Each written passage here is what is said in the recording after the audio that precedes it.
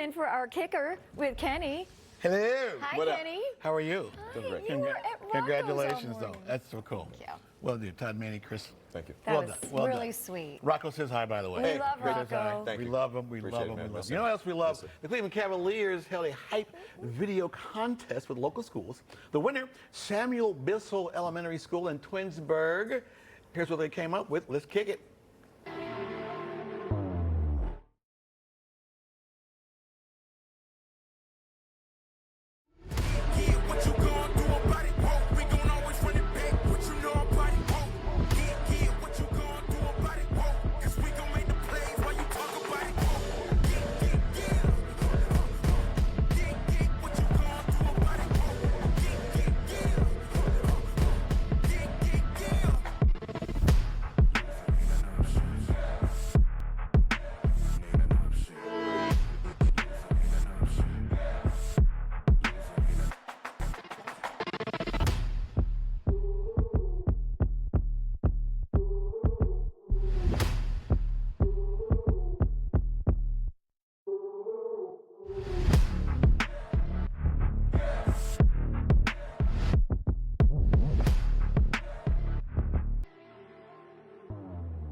Well done. All Okay, right. that is huge.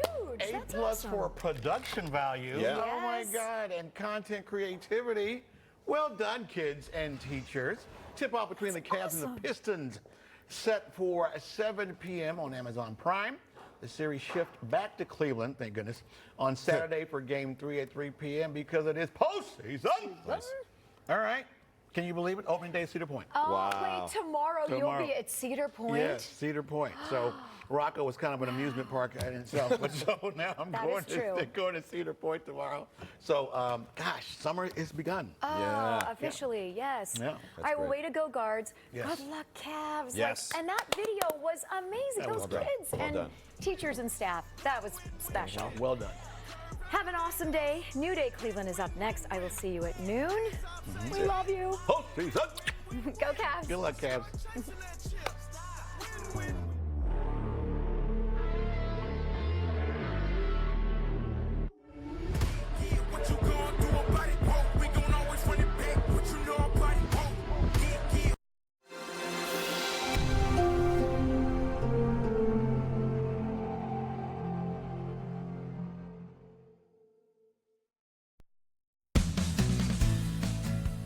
New Day Cleveland is sponsored by Blend & Sons Heating, Cooling, Plumbing, and Electric, and Lakes Heating, Air Conditioning, and Plumbing. Okay, folks, coming up on today's show, it's a recipe inspired by our national park. How about that? Plus a New Day deal to a popular seafood restaurant and teaching kids life lessons through the game of golf. New Day Cleveland starts right now.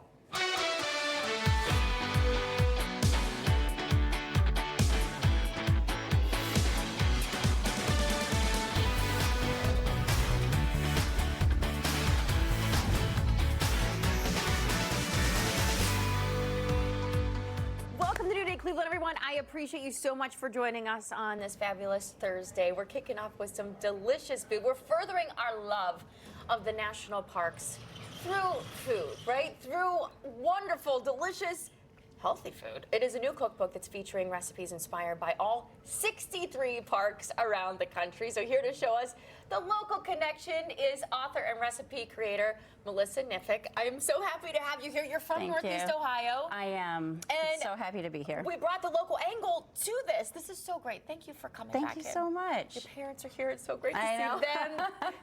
It's very special. Now, what do we have today? I mean, I see like a couple different recipes. One Yes. looks extremely healthy. The other one looks like I could have a little bit of fun with it. Yes. So this, well, first of all, let's talk about how Cuyahoga Valley National Park is right here in our backyard. we're so right? blessed to have We're it so in our lucky. backyard. So there are a couple recipes in the book from Cuyahoga Valley National Park, and we can talk about that in a minute.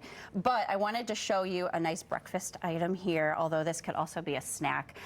These are called Fat Rascals, and these are the name already. I know, the name is fun.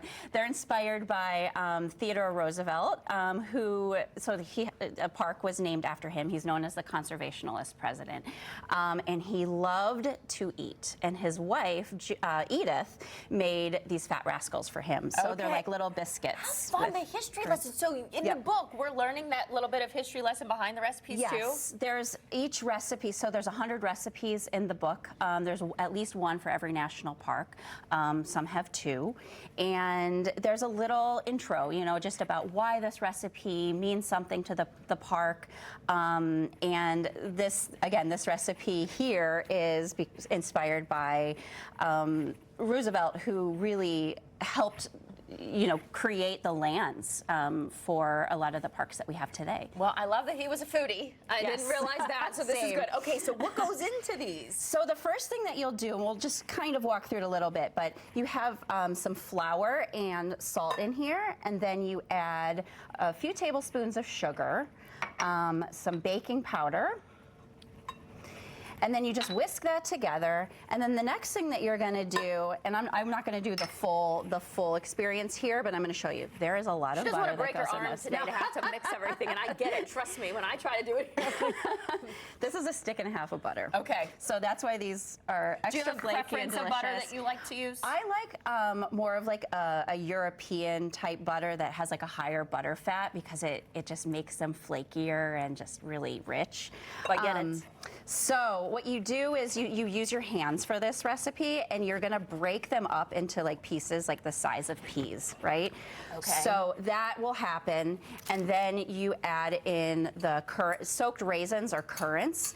You soak them just to sort of hydrate and make the dough a little, so it doesn't end up dry. Gotcha. Okay. So soaking those first, all makes that sense. gets mixed together, right? And then once, I mean, obviously these are going to be in like little pieces. When that happens, you make a well in the middle, and then you're going to pour in your cream, and then you use a fork to mix everything together until it forms this cohesive dough. Nice. So you don't necessarily have to destroy your arm trying to do this. We're just using the hands. You're to kind using of your hands. Okay, I You like don't need this. any We don't need the special mixer equipment. either. Nope. That's fun. So then you roll it out, Okay. right? And you work this right away. You don't even need to refrigerate it, but you want to roll it into a 1-inch tall dough piece, and you use a 2-inch biscuit cutter. Okay. So you can also use like anything that you have, like if you had like a can or like a little jar top or something like that, you can use Okay. that. So you just press the. Ooh, sorry. You're fine. We got it. You press these, and then they're going to pop right. They should pop right out. Look at that. So the idea is that you do want it thick because these rise. They look beautiful. Transfer them to the baking sheet, right? And then so how long would we'll do you one heat more them here. for? So Cook them for? right before that, what you do is you brush them with a little more cream. Oh, okay. Right? Don't miss out on that. And what kind of, was this a heavy cream? This is a heavy cream. Okay. So you brush the tops. This makes about a dozen fat rascals. You want to add some extra sugar on them for crunch. She knows what she's doing. Yep. And then these bake at 450 for 12 to 14 minutes. Love it. And this is the finished product. like this. Should Try we? one? Yeah, should we have one? I'm not going to say no to this. Now, we did the sweet and goodness before the healthy one. I know we have to get going, but I want to just reference this. Yes. What is this inspired by? I just took a bite. Sorry. I'm sorry. I shouldn't have made you do that. I can't resist You're food. me. We have a lot in common. I think so. We have So this recipe is from Lake Clark, which is a park in Alaska. And they are known for their sockeye salmon. And sockeye salmon, they spawn nearby, like in Lake Clark. So they build up a lot of muscle, and they're not as fatty as other salmon, which is like gives them this like deep red Yes, color. I almost didn't even realize that. I didn't realize it was salmon at first. They're beautiful, and you can buy it hot smoked. So that's what this recipe has. It's combined with farro and cranberries and balsamic and walnuts, and you can make this ahead. It's like just a nice room temperature. So there's a wide variety of the types of food being created, whether you're looking That's for something right. really healthy or you want a little sweet dessert. Again, all of the national parks are incorporated in this. That's And right. where do we get the book? So the book is, you can find it wherever books are sold. I know that the Learned Owl in Hudson sells it. Oh, wonderful. And Barnes & Noble's, and you can order it online too. National Park Cookbook. Keep that in mind. Order it up. These are delicious, and I know I'm going to love that, and it's extremely healthy Yep. too. Perfect idea. Thank I know you. that you came from Jersey now I from here did. though to be here with your parents, and your parents watch all the time, did. so we thank them so much. It's a pleasure to have you here. Please Thank come you back. so We'll much. make more from the cookbook the next time you're back in town. For sure. We're in. David, over to you. Over to me and over to us. We're going to have a good time right now because united through a common love of collecting watches. How about that? From the Cleveland Watch Club and the person behind the upcoming Cleveland Watch Expo, welcome Hunter Zadar. How are you? I'm great. Thank you so much for having me. We had about a 20-minute segment before the show even started because we see just a few watches here, but a lot of interesting things to talk about. Oh, yeah. These are incredible pieces. So this is a club, a whole bunch of people that are into watches. That's right. Yeah, it's all local enthusiasts. We have over 2,300 people in the group as of today, and it's growing rapidly. I thought when I was going to do this segment, I would meet like a little old man or something that was into this, but that's not the case. How did you get into this? So my father is actually a watchmaker and repairman. He's been doing it for about a decade now. And at first I didn't really take to watches, but about 3 years ago, he started taking me to some trade shows, and I was bit by the bug. An alarm went off. Yes, exactly. Okay, let's take a couple look at some of these watches people may have at home right now. What's this and what's special about it? So this is a 1965 Hamilton. It's called the Thin Line 3001, and I got this for my 21st birthday, so that's really special to me. And the Hamilton is a U.S.-made watch. It was until 1969. And not now. Not now, it's Swiss-made now. That's what we're going to learn, all this kind of stuff. Let's go right over here to this next one. So this is a late 1950s Omega Seamaster. That watch is a very high-grade vintage watch, and it's extremely collectible. So this is stainless steel. Stainless steel case, stainless steel bracelet Is it as well. self-winder? Self-winding, yes. So you just got to wear it all the time like this. That's right. And what makes it so valuable now? So it has a high-grade movement, it's all original, and it's untouched. With vintage watches, when it's untouched, that's what's really making them valuable. Omega, where's that made? That's Swiss. That's a Swiss watch. That's right. Which most of the works are Swiss, huh? Most of them, yeah. This is a beautiful watch, this here. That's my personal favorite. That is a 1971 Omega Speedmaster, and that is the watch that was worn on the moon. That is terrific. Okay, so we're looking at these watches' value. What would you value a watch like this at? About $4,000. And what was this one? About $2,000, give or take. So you get this big event. When's it coming up? So we have our Q2 Watch Expo this Saturday, May 9th, 6 to 9 p.m. That's sort of weird. 6 o'clock in the evening till 9. That's great. It's a later event, and it works out for a lot of people. Yeah, I think it's a good idea. And what will they see when they go to this event? You'll see all sorts of things. You'll see high-end watches. Omega. Crazy gold Rolexes and stuff? Crazy. Audemars Piguet, Rolex. You'll see low-end, entry-level stuff, Timex. There's something for everyone. So those entry-level watches, you're talking about Timex, they keep time as well as, say, a watch that costs like $20,000? It's hilarious because those quartz watches, those entry-level watches, they keep better time than these mechanical watches that you spend tens of thousands of dollars on. Let's take a look some more here. What's this one? I like this watch a lot. That's a re-edition Timex Q. They made that in the early 1970s, and they reissued that a couple years ago. I got that for Christmas for my parents a couple years back. Is it a collectible? It is collectible, but it's super entry-level. You know, you can pick those up for about $100.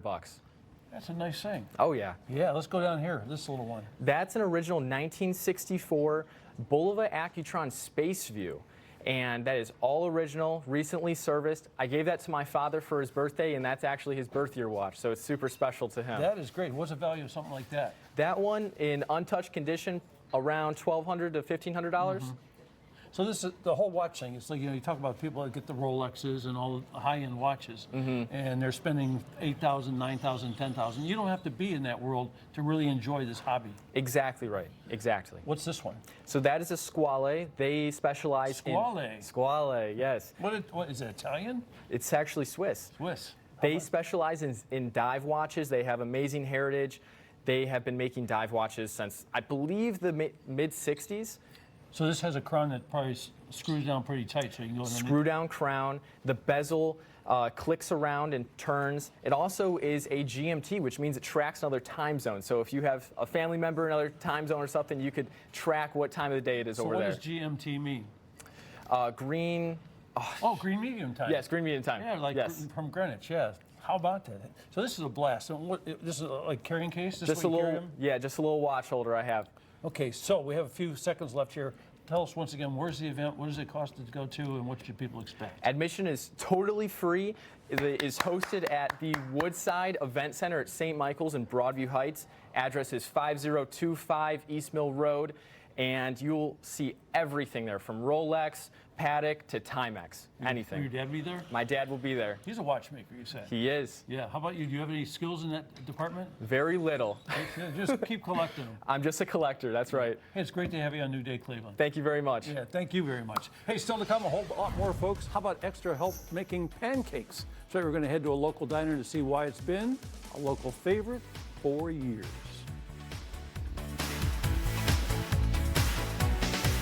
News Nation, now the fastest growing network in all of television. Diverse voices, fresh perspectives, with respect for all of us. This is America's new prime time, only on News